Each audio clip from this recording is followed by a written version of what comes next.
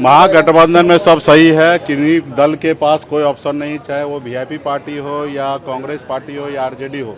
सबको, हम सबको अगर जनता के आवाज को अगर सुनना है, 20 साल से जो जनता परेशान है, जो आदरणीय लालू प्रसाद यादव जी के विचार वाला अगर सरकार, सामाजिक न्याय की सरकार बनाना है, तो हम सबको त्याग कर करके और एक दूसरे को सहयोग करके और बेहतर बिहार बनाने के लिए संघर्ष करना है। आपने देखा कि 20 साल में बिहार कहां पहुंचा है, तो इससे बेहतर अगर पहुंचाना है तो महागठबंधन की सरकार बनाना है और हम सब अटूट है, मजबूती से महागठबंधन के साथ रहकर बिहार में सरकार बनाएंगे। कब तक सीटों का ऐलान होगा?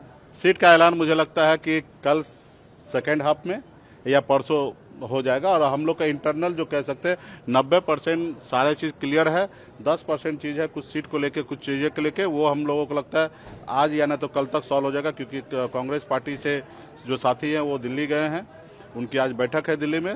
मुझे लगता है रात को या कल लौट जाएंगे और सब हमारे इधर कोई सब सहज है और मजबूती से मामला आगे निकल रहा है। हम लोग तो बहुत सारे कैंडिडेट को आगे भेज भी दिए हैं क्षेत्र में, चाहे वो आरजेडी हो या कांग्रेस पार्टी हो या वीआईपी हो।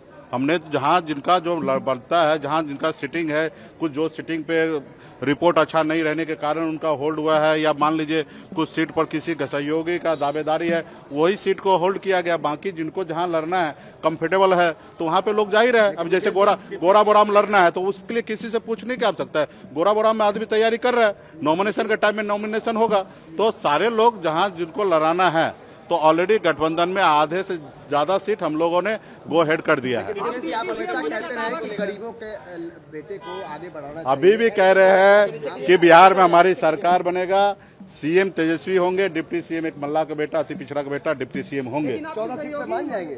वो कितना 14 है या 44 है, वो आप सब के बीच में समय आएगा तो बता दिया जाएगा। हाँ, वो भी है। अब ऐसा तो देखो तो सीएम को अभी मानने के लिए तैयार नहीं, तो इसका मतलब बगैर सीएम का हमारा सरकार चलेगा क्या?